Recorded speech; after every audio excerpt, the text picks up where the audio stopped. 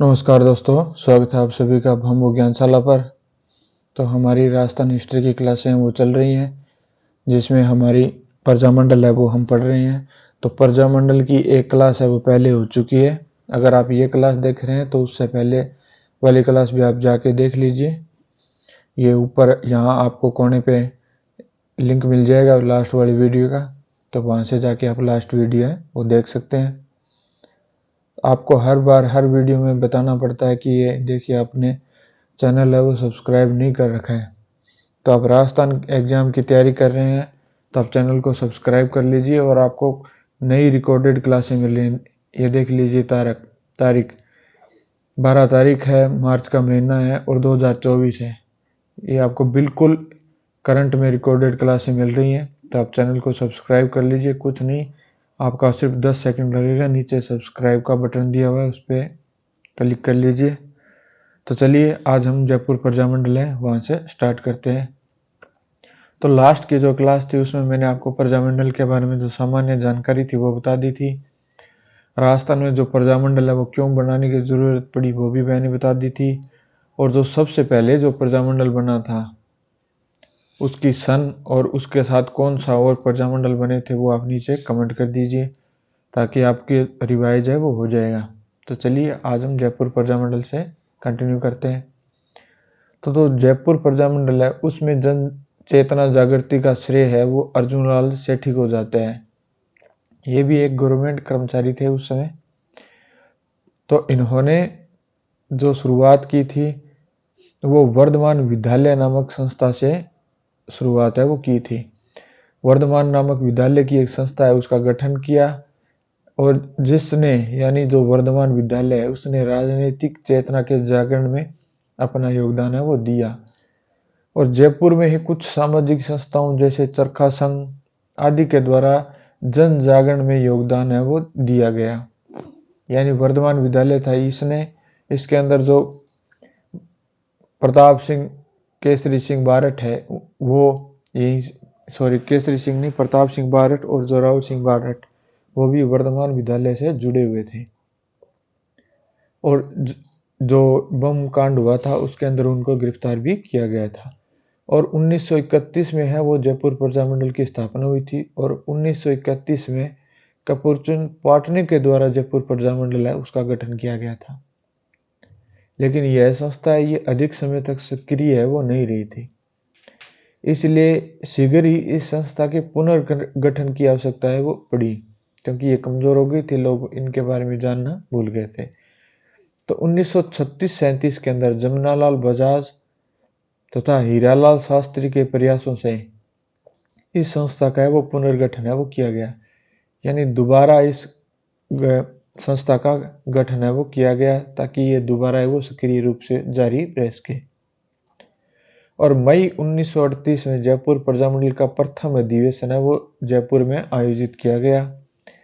उसकी जो अध्यक्षता है वो सेठ जमनालाल बजाज ने की थी।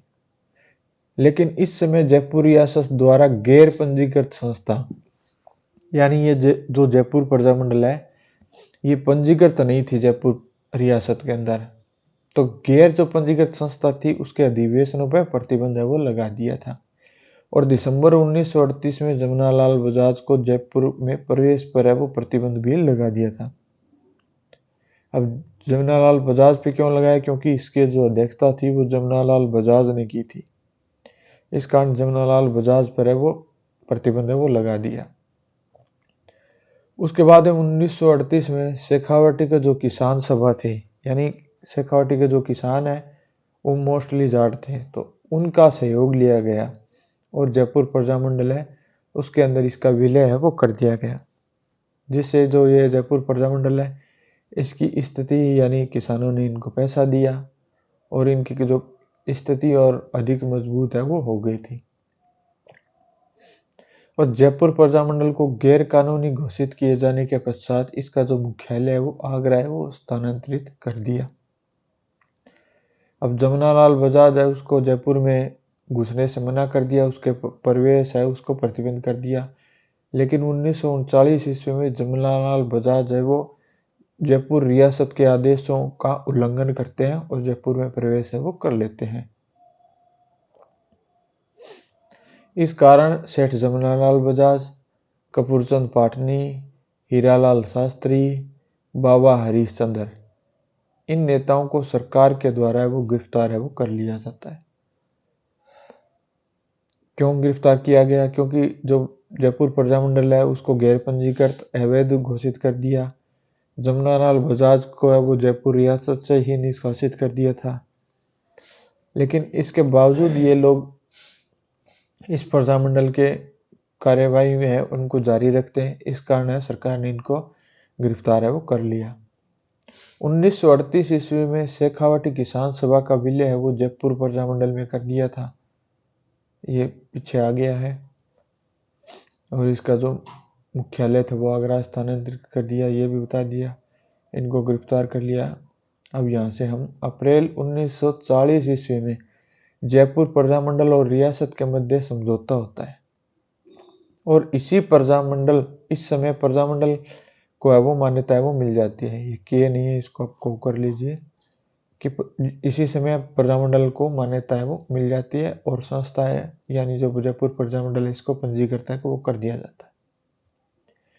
हीरालाल शास्त्री की प्रेरणा से जयपुर हितकारिणी जो सभा है उसका गठन किया गया, जिसके अध्यक्ष है वो बालचंद शास्त्री है, उनको बनाया गया।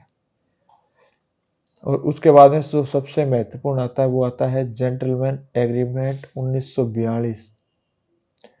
2024 और 25 में आप मान के चलिए इससे आपको क्वेश्चन है वो देखने को जरूर मिलेंगे। अब इस समझौते की बात कर लेते हैं। यह जो समझौता है वो जयपुर प्रजामंडल के तत्कालीन नेता हैं वो हीरालाल शास्त्री हैं और जो जयपुर रियासत है, जयपुर जो महाराजा है, उनके जो प्रधानमंत्री है वो सर मिर्जा इस्माइल जो आधुनिक जयपुर के निर्माता माने जाते हैं, उनके मध्य ये समझौता होता है।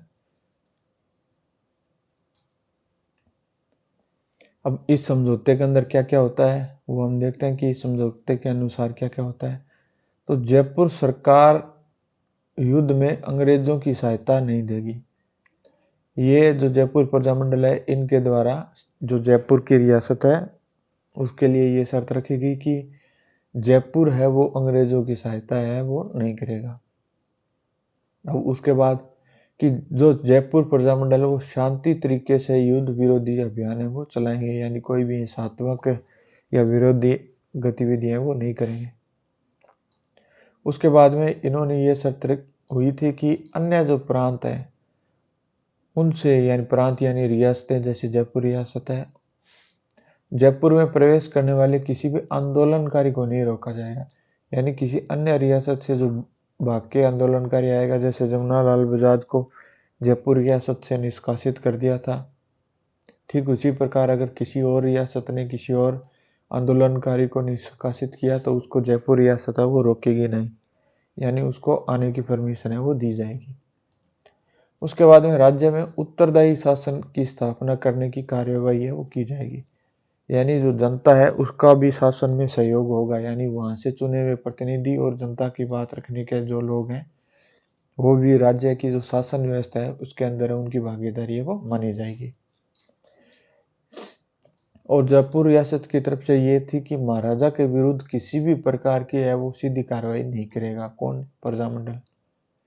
तो ये समझौता है वो होता है जेंटलमैन एग्रीमेंट हीरालाल शास्त्री और मिर्जा इस्माइल के मध्य 1942 के मध्य। इस समझौते के पश्चात है वो प्रजामंडल ने स्वयं को भारत छोड़ो आंदोलन से पृथक कर लिया था।